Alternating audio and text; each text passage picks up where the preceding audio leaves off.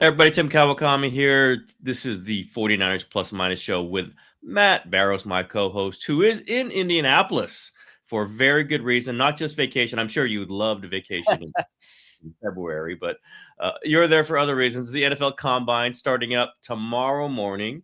They're doing all the workouts, so maybe a little later in the week, but there's interviews, and John Lynch will be speaking because that's where he always speaks. I guess Tuesday morning, Tuesday midday, whatever for Tuesday. Well, midday for you. Tuesday. He's the last guy to talk on Tuesday, which is 5:30 East Coast time. But right in the middle of the day for Tim Kawakami. I think perfect timing for me. And it's going to be rough. Barrows is going to have to struggle out to get to dinner that night. And we're probably going to do a show that night. So, the social life, the butterfly of Matt Barrows. You're not going to be able to be hanging out with you. You do that late night stuff, carousing anyway. That's what you do. Yeah. Nothing starts here till midnight. Yeah. Come on. Yeah. If it's 10 p.m., Barrows like that's a little early here. Let's go. Let's go late. But first, we got to talk about some news stuff that we haven't recorded in too long. So we have the 49ers lining up. They're going to be opening the season against the Rams in Australia. That is a Rams home game, but the 49ers are switching out a short trip to LA, the shortest trip they've got, for a 17-hour flight to Melbourne, whatever it's going to be. That's a big addition. It's going to start the season. I'm not sure if they know. Is it going to be Wednesday? Is it going to be Thursday? I thought it might be Friday, but I think high school football is going on, so you can't go up against that. So it's either going to be Wednesday before the traditional Thursday kickoff, or they're going to flip that game for this Thursday traditional kickoff for the Super Bowl champion, and they'll play Thursday. And then later, I think we all knew, since Jed York basically said it during the Super Bowl, that they're also going to play a December game, giving up a home game this time because Mexico City is their territory. They will be playing. They have not assigned the opponent, right, for that one. Yes, so I know who it won't be. I think that they can request two teams to not be the opponent, and I think that one of them will be the Denver Broncos because they thought, okay, we don't want Denver to have an advantage against us at altitude. Remember, they played in Mexico City a few years ago, and they spent the week prior in Colorado Springs, which was a very memorable set of practices because it was freezing cold, and Deebo Samuel did not want to be there. But they thumped the Cardinals in that game, so it was money well spent for Jed York. But I think that the Broncos will be one of the two teams that they can request to not be the opponent. Okay. And they probably would not want this to be a high-profile game. You're already giving up the Rams. Now, that's a road game, but still, like, there's a certain amount of games they just want to be regular NFL games in a home stadium. So my guess is it would not be that high-profile game. Might be wrong. Maybe it'll be Arizona again. Just run all the division games international. Who the hell knows? But obviously it's tacking on a lot of miles. Huge amount of miles, considering Australia is so far away. I can't imagine this is something that Kyle Shanahan and John Lynch love. I guess you accept it. You knew it was coming. They had not played, as you mentioned, internationally in very long. They'd only gone to Mexico City in the Shanahan era, I believe. Maybe was there a Europe game way back when that started it? No, I don't think so. No. So they were going to get it eventually. Everyone's got to take these. But your thoughts on Australia and Mexico City, the double up for this 17 games. Well, Mexico City is a game on foreign soil, but it's not a huge trip. It's a significant trip, but it's not massive. Melbourne, Australia is a massive trip. Yep. The circumference of the Earth is 21,500 miles, and this is basically a third of that. So it's a long trip. You're giving away your home game.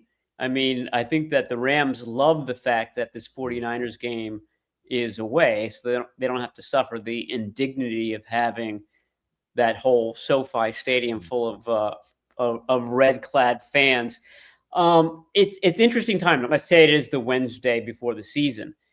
We're talking about George Kittle, is he going to be ready? Michael Williams, is he going to be ready?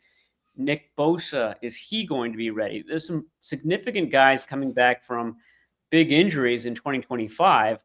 The 49ers are very particular about these types of things. And, this long plane flight, I don't know if that automatically wipes out George Kittle from, if it was iffy whether he was going to be ready for the season opener, and it'd be a real plus if he got ready that fast from an Achilles tear. He's aiming for that, but it would still be remarkable. I don't know if this changes the thinking on any of that. It's a long trip. You're in the air that long. There's swelling. There's dehydration. There's everything. I would imagine that if it is Wednesday, they travel, I don't know, Saturday, Sunday, beforehand to kind of get the trip itself out of the way and to sort of at least try to adjust their body clocks to whatever time zone Melbourne, Australia is in. Oceania. Can you imagine if they have like a contract thing like they have every year going into the last cuts, and they've got a trip to Australia coming up? This is what they do, right? This is what it was with Ayuk 2 years ago. This is what it was with Jennings last year. They could have a thing where there's an unsigned or a disgruntled player who they've got to figure out what they do with the roster, and then they'll have this flight. You got any sense they're going to have to move up training camp because of this? I'm not sure how they deal with an early week 1 game. I know you move it up if you play the Hall of Fame game, which they're not, but could they move up training camp because to deal with having to play this early game in Australia? I don't think so. I mean, to me, there's sort of a kind of a nebulous week in there anyway. You have the cut down like around August 31st, and then the first game of the season is usually like September 12 or September 13 or something like that. So you have that 1 week. It's not training camp. Yeah, it's not a game week. It's just sort of a dead week. So, I mean, I would assume that they treat it like the Super Bowl in a way where you do all of your Rams game planning, the week prior, and then you get down to Melbourne. I mean, assuming I don't know this. This is just a guess that they might go early. And that's more kind of going through the motions, getting, accustomed to the climate, all that stuff. I don't even know where they're playing this game. Apparently, the AFL, the Aussie Football League, has its playoffs in early September, and Melbourne is a big spot for that. So I'm not sure how this is all going to work out, but I'm sure it'll be fine. Oh, no worries, no worries. This team will not overreact to any of that. And if the practice field isn't good, that won't be discussed or anything like that. They would if they play the Wednesday, which I do feel like I think they want to keep that Thursday for the big kickoff game for the Super Bowl champions. So that would move this to Wednesday. They would get a lot of time off coming back. Obviously, the body clock screwed up, but you would be back home on, whatever, Thursday, midday, whatever we call it. And then you'd have Friday, Saturday, Sunday off. So that would give them a little mini bye. Maybe they take advantage of that. I've always thought the Super Bowl champion gets a little bit of advantage by playing that Thursday because everyone can prepare training camp. It's not like you're playing a short week when you play Thursday that time. And then you have the extra time going into week 2. A little different when you're flying to Australia. And I just will note that Australia is obviously a huge trip when you're substituting that for the Rams. And then Mexico City is not a terrible flight. It's not a terrible, if they like that trip, I get it. I know 49er fans like that trip. There will be a lot of 49er fans, even though it was a quote unquote Arizona home game last time. I'm always told how great the 49er fans were. I know 49er fans love that. They're obsessed with all these great travel things they do. It's still a home game that you would have had. That's a game you would not have had to get on a flight. You're sleeping in your own bed. You are playing on your own surface. You're giving that up. So I know 49ers get really mad when I say this. Oh, it's like a home game there. No, it's not, because you're getting on a plane and you're going through customs. It's just another thing you have to deal with. Okay, that's it. That's another part of why last season was so set up for them. And they took advantage of it in a lot of ways because it was such an easy schedule. It was the 4th place schedule. Now they get a first with no international games. It was only 8 home games, 9 road games. That's one thing. But basically every time you're going to get the 9 home games, you're going to give up one of them these days with all the international games. It's just going to be tough. I mean, they're going to have to brace for it. They're going to have to knuckle down. I know they're not getting hard knocks when you get 2 international games. I'll tell you that. And I don't think they're ever going to get hard knocks. They just don't want it. And some of the stuff is when you avoid hard knocks because you don't want it and you get another Super Bowl, you're going to get stuff like this. This is just the way it is. They don't have to love it. But, man, I know management's preference is to get the Super Bowl over all else. And I think Kyle Shanahan and John Lynch's preference is never to get hard knocks. I'm not saying it's a direct trade-off, but it's certainly understood that they're not getting hard knocks, and some of these things come up. Yeah, I don't think they'd be wild about the Hall of Fame game either. That would mean a week earlier start to training camp. You have to go to Ohio midway, right early on and play on that field out there. So I don't think that they're going to get that now. Roger Craig got in. He was a big story. I think it's a possibility. I think if Craig and Gore got in at the same time, that would mean a trip to Northern Ohio for that. Didn't the Chargers get the Hall of Fame game and a European trip for week 1? I think they got the double dip because I remember. Oh, they had a double dip. Okay. Yeah. Well, did they have 2? Yeah, they will. Yeah, the 49ers are not getting the Hall of Fame game. I think. I mean, they're not. Man, if they get the Hall of Fame game, thing is that they play the AFC West this year, so some of these trips are not very far. They are going to LA to SoFi to play the Chargers, and so that usually means that they have a slightly shorter list of games than they normally have, and that'll be the case this year. Except you pile on the Australia trip onto that. It'll be something to watch this year. I mean, just the early one and then the late one, and how they build around that, where they get their bye.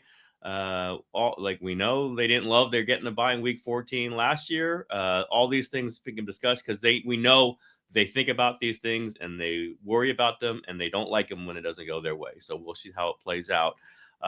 You are in Indianapolis. You got the combine coming down. This is when the rumors begin. This is when teams start meeting with agents. This is when we start hearing about some things. Just let's start with, I know you've done some stuff. We've all looked at it, but the 49ers own free agents. They do have a long list. No, like other than Jaelan Jennings, who much discussed, and maybe Eddie Pinheiro. I don't think there are any mandatory, like, oh my God, they lost these guys. And I think they actually could lose either one of them and it wouldn't kill them. Do you look at it that way, or is there somebody else on this list you think they must retain? It's absolute. It's going to mess them up if they don't keep this person. No, they've been a team that allow guys to get away, and it goes into their compensatory pick formula. I mean, Spencer Burford is a good example. He could get some attention at guard. I don't think that they're going to break the bank open for Spencer Burford. I just don't see nobody jumps out to me. I mean, you might want to keep your kicking battery intact, because I think that was a big part of why Eddie Pinheiro was so successful. There was just a real consistency there between the long snapper, John Weeks, and the holder, Thomas Morstead. Both of those guys, one of them turned 40 this month. I forget which it is. And the other guy turns 40 next month. So that's the only sort of wrinkle there. I think they would have been automatic guys to bring back. You have to kind of wonder about them. I mean, they were quite good, so I don't think age is catching up to them. But those are two guys that I think you bring back. Ben Barch is somebody that they like, but he just can't stay healthy. It wouldn't take much to bring him back. I don't think he's going to get a lot of attention on the free agency market. So it's going to be another season where most guys hitting free agency are going to be heading elsewhere. Jordan Elliott, defensive tackle, he's somebody who's sort of the elder statesman in that room now. He's a free agent. If he goes, I don't think the 49ers are going to pay him a lot of money, but it's sort of who becomes the old head, the gray hair among the defensive tackles. I mean, among the defensive ends, it's suddenly Nick Bosa, is long in the tooth compared to these other guys. But otherwise, it's a very, very young group, and probably will be getting even younger during the draft. Well, you didn't address my two guys, Pineiro and Jauan Jennings. Are you assuming they're both gone, or can they find a way to keep one or both of them? I would say Jennings is a guy who looks likely to hit the market. Now, whether he finds a number that he's looking for, I think the 49ers had their doubts about that. But I think they'll let him look. But, he's somebody obviously who's got a lot of value for them, fits in so well in that offense. He'd fit in even better if there was a clear X receiver, a Brandon Ayuk out there. So, I mean, that could be part of the formula. We're willing to pay Jauan Jennings this amount. If he finds more on the open market, fare thee well. Good luck. But if he doesn't, then he probably has a home in Santa Clara. Pineiro is interesting. I just don't think that they want to pay a lot of money for him. I don't know what that market is going to be like this year. I heard the franchise tag is 6.8, and I thought I didn't think kickers made that much. Man, that's a lot of money. There's no, I mean, I've heard people say, oh, they could just franchise. They are not. They franchise tag Robbie Gould. That's a different thing.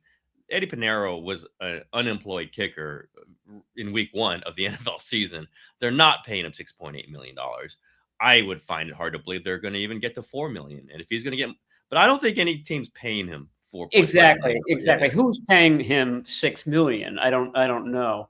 Remember, Matt Gay came in for what was it, 2 games, and didn't miss a kick, didn't miss an extra point. So again, that battery, the stability that it provides, just puts kickers in a good position. And I think that there are a few veteran free agents. That's where they should be looking. Veteran free agents, not third-round draft picks to kick for this team. So I think it'll be somebody like that. Pineiro would be, I think the fan base would love having him back.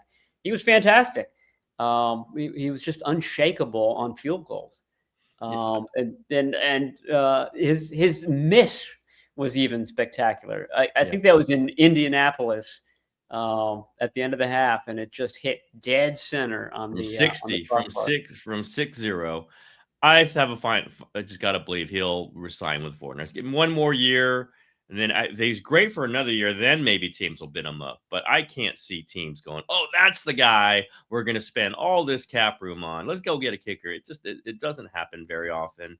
And if someone did, 49ers would not go dollar for dollar. There's no way. You're right. You bring up other guys they've had in there. I just can't see it. Robbie Gould was the one guy I kind of couldn't believe it while it kept happening with him. He'd hold out, franchise tag, all this crazy stuff like that. I just don't see that happening with Pineiro. I couldn't believe it happened with Robbie Gould at the time. Okay, anyone else you'd underline, like someone to watch if they get re-signed quickly, or before, like somebody that of the 49ers own free agents that you would say keep an eye out for this guy? No, I mean, I think I mentioned Spencer Burford. Those guards make a lot of money on the free agent market. So I people think that he's going to. It might not be Aaron Banks money, but that just kind of shows you how much a rather nondescript player can get on the open market. And so the 49ers have Connor Colby at that spot. They just re-signed Nick Zakelj. He's not a starter, but he could compete. He can back up center and guard. So I would think that they have to bring in one other player at that spot, either in free agency or the draft. So that's something that I look for from the 49ers. Matt Hennessy, their backup center, is a free agent this year. He played really well in for Jake Brendel. I think it was for 2 games this season. What kind of market does he have? Are the 49ers looking at him as their center for the future when Brendel goes? He's in his mid-30s right now. So he's somebody that I'm not quite sure what they're thinking with him, but it would not be a huge surprise if he's brought back. All right, let's go to free agents from other teams that they might be interested in. I think we've gone over a lot of the same names. I'm going to bring up like kind of a crazy name, and it goes against everything they've done, so I'm not predicting it, but the name does hop off the list. And we're talking about interior offensive line, and it would cost a ton, so they're not doing it. But it's just an interesting name that I just keep looking at. I go, man, I remember when they put a lot of money in Alex Mack, right? That was one time they went, whoa, because they really wanted a center to get the offense organized, get the offensive line done. And Mack was really good for them, older center. It would cost a lot more to get Tyler Linderbaum, a lot more. But you think that's the one, like, if they're going to shock us with somebody, there's going to be somebody go, whoa, I didn't think they were going to do that. I might circle that one. You can tell me I'm all wrong, but a young, really good center who the Ravens have let hit free agency. Very talented guy. Now, maybe the Ravens letting him hit free agency is an indication that maybe he's a little overrated. I don't know. But, God, that would solve a lot of issues. And then Brendel becomes your backup, which is what I think most 49ers think of him. Now, the 49ers might not think of him that way. I sort of do. And Linderbaum would be a whole new dynamic. Again, I'm not saying it's going to happen, but that's a name that popped up. I go, I kind of see what they're thinking. Yeah. I mean, Kyle Shanahan values centers. Yep. But I will say that the 49ers love Jake Brendel. I mean, find somebody in your life that you love as much as Chris Furster loves Jake Brendel, because they're loyal to him and they defend him. It's the funniest thing because the fan base has vilified this guy. Yes. And the 49ers have exalted him. And he's probably somewhere in the middle of those two extremes. Yeah, I mean, given everything that they have to do, given the fact that I think that they're still in this, we need to kind of concentrate on the draft and get younger and take care of our salary cap situation. I think they're still in that mode. So I don't see it happening, but I don't think that they'll be quite as hesitant in free agency as they were last year. I think that there will be a guy that comes in. I mean, I think it's going to be at wide receiver. I mean, that's such a bereft young position. If you lose Deebo Samuel, Brandon Ayuk, and Juwan Jennings in a span of 2 seasons, that's a huge jolt. And we've talked about this. Ricky Pearsall has shown flashes of brilliance, but certainly no consistency. And nobody else in that room has either. So, and even Demarcus Robinson, who's signed for next year, I think he's a cut candidate just because he didn't do much with all the opportunity that he had last year. He had one really great game. Philadelphia Eagles opening drive. It was in the playoffs, and it was against the hated Philadelphia Eagles. But he had all season. Once he got back from his suspension in week 4 to just be the guy, and it never happened. So I just don't think that they believe that he's anything more than a supplementary guy, and maybe they're so thin at that spot that they don't look a gift horse in the mouth and they keep him.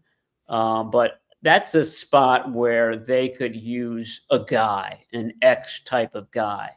And I don't know if that guy's going to be there at pick number 27. I think you can get a very good wide receiver. I think you can probably get a very good wide receiver as late as the 3rd round in this draft, but nobody that you can count on to be somebody who delivers for you right off the bat, especially in a Kyle Shanahan coached off. He puts so much demand on that position that it's hard to see that happening in 2026. So, but then again, I mean, if you do draft a wide receiver in the first round, you have him for 5 seasons. So you do have a bit of wiggle room there as far as training the guy and teaching the guy. Wide receiver and edge are probably their two biggest needs, and they're two of the deepest positions in this draft. So it works in the 49ers' favor in that regard. I'll get a receiver in the first 3 rounds. I mean, they got Danny Gray, so I mean, they're all set there. That's all set up. Oops, maybe not. Jordan Watkins, Donnie Pence. Yeah, let's go to the edge then. You know, I've talked about trades, right? I've talked about, can they trade for Justin Jefferson? Who knows? Can they trade for Maxx Crosby? That I think is a live possibility. But let's go to free agency. Do you think there's a big name, obviously, who's a free agent, who's an edge? We've tied him to them before, you know, Trey Hendrickson. There's Jaelan Phillips. There are a few others, more discount. Well, we could do the Joey Bozy thing again. Could do Khalil Mack if you want to do that one. You got a name or two that either is top of the market, middle market, maybe lower market, where they might aim on the edge market? I mean, this isn't in the market per se, but Maxx Crosby would jump out. And they were interested in Jaelan Phillips, not to the degree that you know, Phillips wanted, or rather the Eagles, the Miami Dolphins, or the Eagles did, who traded for him. But he was good once the Eagles picked him up. And you know, that was a Vic Fangio defense, and this is a Raheem Morris defense.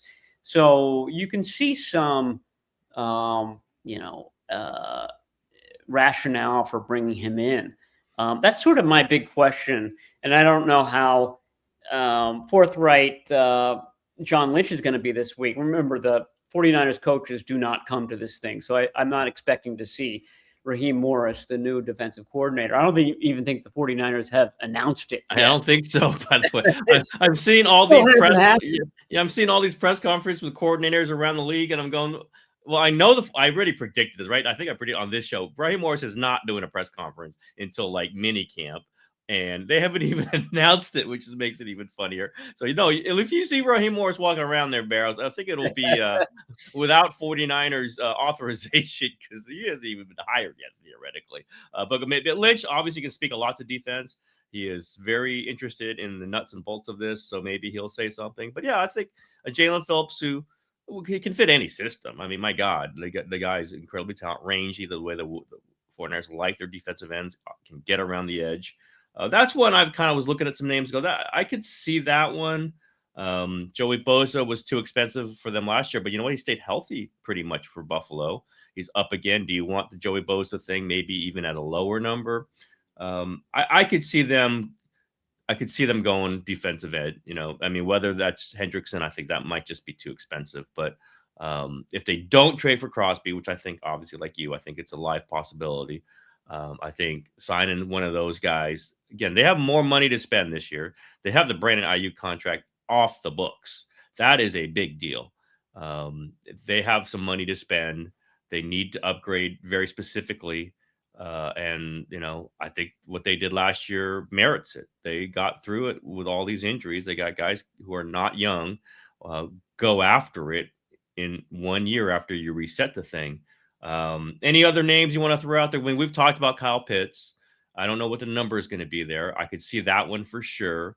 You would need to do other things other than just Kyle Pitts at receiver, or whether you call him your move tight end, whatever. But that I could see, like, you know, Pitts being a class of 3 free agent signings, and he's one of them. Maybe not the top one, but not the bottom one either. Do you see anybody like Kyle Pitts, or you want to underline Kyle Pitts? Yeah, I've always liked Kyle Pitts, and I think that Kyle Shanahan, more importantly, has always liked Kyle Pitts. I remember asking about Kyle Pitts. I forget which draft it was, but was it the Trey Lance draft? I don't. Sounds right. Yeah, I think right that's right. there. But at one point, I asked him. I said, "Was there ever a point where you were looking at, you know, a non-quarterback, and if so, what did you think of Kyle Pitts? And Kyle Shanahan gave a glowing endorsement, very similar to the Ted McMillan endorsement he gave the Carolina receiver this year before they played them. So yeah, you could definitely see it. I mean, it would be an asset for Kyle Shanahan to have a player like that, a chess piece. You kind of see some teams going this direction, playing more 2-3 tight end sets, going with heavier run-oriented packages because defenses have become so light. Like we just talked about George Kittle, is he going to even be healthy for week 1 or week 4? It's still up in the air. I think that the prognosis is good, but it's still a question mark for this team, and it's a question mark moving forward. I think that Kyle Shanahan would have a great time with Kyle Pitts. That would be your new Juwan Jennings in a way. He would line up in that slot position a lot. He's not the best blocker in the world when it comes to tight ends, but he's a good blocker when it comes to wide receivers. I mean, he's a big, strong guy with long arms. So in that scenario, you would have Ricky Pearsall and Kyle Pitts, and you would probably need to draft a receiver, assuming that they don't bring in any other veterans at that position. But you can see that being sort of the nucleus of this offense, and then Kyle Shanahan trying to dress up the other spots around that. I've seen some people mention running back. We know what a workload that Christian McCaffrey carried. We know in the past, I think you're the one who said it, in the past 3 times he's touched the ball as much as this. He got hurt the next season, including it's happened 2 times before, and he's gotten hurt. So this is the third time. This is the third time, and maybe he doesn't get hurt. We'll see. We'll see. We all saw what happened in 2024 after 2023. I don't see them going hard after a running back, though. It just, as we talked, the distribution is they got to go get a receiver or 2, and they've got to get an edge or 2, and they've got to get a defensive tackle. And that at that point, even though they've got money to spend, you're not going to have enough to go get a running back that you can count on. I think they really do like Jordan James, and he looked pretty good in that playoff game. Again, a couple carries, but you understand why they like him. He's got some burst. He's got something to him. Maybe they give Garendo, a chance at the 3. Maybe they bring back Brian Robinson. I don't know. But I think this is set up to be Jordan James to be RB2. And if McCaffrey gets hurt, I think they're okay with Jordan James at this point as an idea. Let's see him get healthy through a camp. But at this point, I think if they got to play 4 games with him at number 1, I think they're okay with that. Yeah, I agree with you. It's not a good year for running backs in the draft outside of the top name. It never put it past the 49ers to use a mid-round pick at this position, and always do well with that. They always do well with those. They always do well with it. I mean, they should just count on Bobby Turner finding a guy after the draft, an undrafted rookie like a Matt Breida type. They had one this year. I forget his name from Cincinnati. He went off somewhere because he was cut at the end. But those guys stick around. They have an eye for it. And also, if you don't draft a running back and you do have Christian McCaffrey as your lead back, agents want to kind of hook their clients up with teams like that. So when the draft ends, and you're looking at the top running backs who weren't drafted, the agents are looking at, okay, what's the depth chart on this team? Mm-hmm. Which of these teams drafted a running back? So if the 49ers don't, and I don't think they will, they only have 7 picks, then this would be a place to go if you're a free agent rookie running back at that point. So you're not looking at in veteran free agency at all? There's one name that popped up to me, because of Raheem Morris, Tyson Algier. Really tough running back, would be the 49ers style. Now, someone might sign him to be a starter because I think he could be a starter, and you're not paying $7 million or $6 million to somebody to be Christian McCaffrey's backup. But I've always liked him. He's a good third down back because that's what he was basically a third down back, for 4 years in at least 3 years. Even with Bijan Robinson, they always found a way to get Algier in there. can catch, can pass protect. That's it. Like if he does not find a market, that's the name I'm kind of looking at and go, okay, maybe you back off of Jordan James for a little bit and you give Algier a chance. And then you really would have somebody, if McCaffrey misses some games, to be a true number one running back. It's a luxury, but that's the only name that kind of jumped out to me. Yeah, he'd be Brian Robinson for the 49ers. Yep. I mean, but do you think that he would be eager to sign here? No. His market would have to fall apart. But running backs markets sometimes do fall apart. Absolutely. But he would be a good pickup because he has proven he doesn't have a lot of tread or he hasn't lost a lot of tread from the tires. And he's dependable. He's not explosive, however. He's sort of an odd pick as a third down back. I think that they mostly alternated series with him, really. Something that the 49ers didn't do. The Falcons really took care of Bijan Robinson. They would make sure that he didn't play 2, 3, 4 series a game, and that it was Algier who was his substitute there. But they're really not in the same class of running back. I mean, one guy is kind of sturdy and broad and good for goal line stuff, and the other, the best running back in the league right now. Well, you can say both of those teams, Atlanta and the 49ers, have possibly the best running back in the league, Bijan Robinson and Christian McCaffrey. Anything else you want to talk about in veteran free agency? Anything that you're looking at, you're spotlighted on how this might develop going into, what is it, like March 7th, I think is free agency, March 5th, whatever the day it is? I've been more focused, Tim, on the draft. It's the weird NFL timing where it's all supposed to be draft focused this week, but really it's all free agency focused, but it's all behind the scenes. So I don't know what they're going to do in free agency. I've been told that it's going to be another quiet year. Now, sometimes they say it's a quiet year and it is a quiet year, and sometimes they say it and it's not. But John Lynch was adamant last year. Remember, this is when he said that, we have to get younger. We're not going to make a splash in free agency. And he stayed true to that. So it'll be interesting to hear what he says, what the tenor of his message is on Tuesday. But I don't think that it's going to be splashy at all. Now, does Mac Jones get moved? Do they get an extra draft pick because of that? That could make things a little bit more interesting. It just gives them more resources to move up in the draft, to make moves, to make their own trades, acquisition-wise, that sort of thing. So I think that's going to start to get discussed. I was told that Kyle Shanahan does not want to trade Mac Jones. And that he doesn't want to trade He doesn't want to trade anybody. He's like, never. I know. You don't want to trade Garoppolo, right? But that's true. That's true. But it would take something significant to kind of move him off of that. And maybe that's just his negotiating stance. And if so, it's a smart one. But this could be the off season where you get that offer that makes you go, oh, geez, we should consider that. I mean, they're talking about the Alabama quarterback, Ty Simpson, or being a first half of the draft pick right now. And first half of the first round.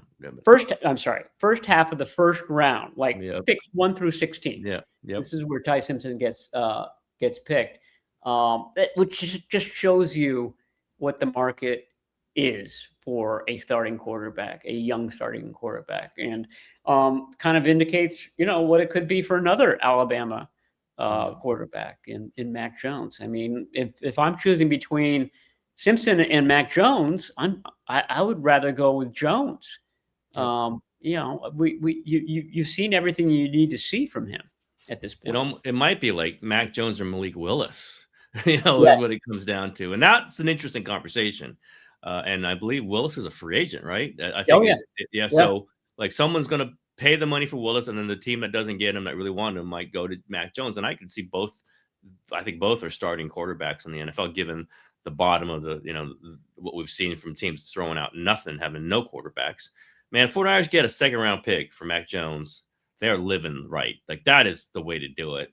Maybe this is just tough negotiating. Maybe they're holding out for something. Maybe no one's offering anything like that. But I would take a third if I was them. And you get your negotiated to a 2. Woo! And then you can put the 2 in there for Maxx Crosby. And then you're pretty good. That's not a terrible way to go. And you go sign another quarterback who needs to be, reclamated. And all of a sudden you got that thing going. So that's what I would do if I was them. We'll see if they play it out. Be very interested to hear we know what Lynch is going to say. He's going to say, we love good players, and Mac Jones is a good player, and we're not in the business. This is what he said about Deebo Samuel, right? We want to keep good players, or I think Kyle might have said that when everyone knew that Deebo was not going to be on the team the next season. But again, negotiation, I have no issues with that. Barrows, Brian Fleury, the tight end coach, who has done great work, obviously, with George Kittle and other things. And you've always said he's a big time guy, and Kyle really likes him. You've kind of spotlighted him as a potential offense coordinator for the 49ers down the road. Guess what happens? He moves up to Seattle to be the Seattle offensive coordinator after they lose a former 49ers assistant coach, Clint Kubiak, who becomes the head coach. I'm losing. Where's Clint Kubiak, the head coach? The Raiders. The Raiders, so losing Fleury. What does that mean, Barrows? It's a big deal. Remember when I was able to sit in during a halftime against the Tampa Bay Buccaneers in 2022? Well, one of the things that surprised me was that the coaches are charting out the next plays in the second half on a whiteboard, and Kyle Shanahan's doing the pass plays, and doing the run plays was Brian Fleury. So that's when McDaniel was on the staff back then, right? No, he just left. I guess. I think he just left. It was Furster and Fleury that were basically splitting that duty. But point being, he was drawing up plays, and he was doing a lot of the run plays. So I mean that's what makes him a good fit in Seattle right now, and why the 49ers should not be quite so happy that Clint Kubiak has left, because this is going to be a kind of smash him in the mouth offense moving forward in Seattle. Eric Saubert, the ex-49er, is there. You can see them using a lot of the multiple tight end stuff that the Rams were using this last year. That seems to be the way this division is going. I mean, this is a tight end division right now, with McBride and Kittle and all the three tight ends that they're using in Los Angeles, which is why I think that Kyle Pitts would be a natural fit in the rough and tumble, punch him in the mouth, black and blue division of the NFC West. But Fleury fits that mold. It's not going to be a big leap for Sam Darnold. So it makes a lot of sense. I don't know what the 49ers are going to do at that position, but I do think that they need to bring in somebody. That was the beauty of, or that was the value of Mike McDaniel, is that he was a run guy. Kyle Juszczyk talks about that. When Mike McDaniel fell out of favor with Gary Kubiak because of a well-publicized issue with alcohol, and basically had to kind of go away for a while. He coached in the UFL and then came back to Kyle Shanahan in Washington. The plum assignments were already taken, and the plum assignments are on the offensive staff, quarterbacks coach and wide receivers coach. And so he had to work with Furster. He had to work with the grunts, the offensive linemen, for years and years. But that's what made him sort of unique and special. It makes him a good fit now in Los Angeles with the Chargers. So my point is that Kyle Shanahan likes having assistants on his staff that aren't, quarterbacks coach and wide receivers coach, because everything these days has been passing. He values that, obviously, but what makes you unique to Kyle Shanahan is that you can do the running part of it. And that's what McDaniel and Fleury have been able to do. Tight end division. George Kittle's got to be loving that. Just bring it all. Just tight end you. Move it from Nashville to just the West Coast and just be playing smash mouth football. I love it too. It's my kind of football. Harbaugh, Shanahan, all that stuff. Let's just go strap it on, go play. All right, Barrows, go crazy in Indianapolis as you tend to do. You'll be hitting all the bars. You'll be hitting what's the Steak and Shake, right? That's the famous place there. Yeah, I'm right near the Steak and Shake headquarters. So I'll check that out. That's all you.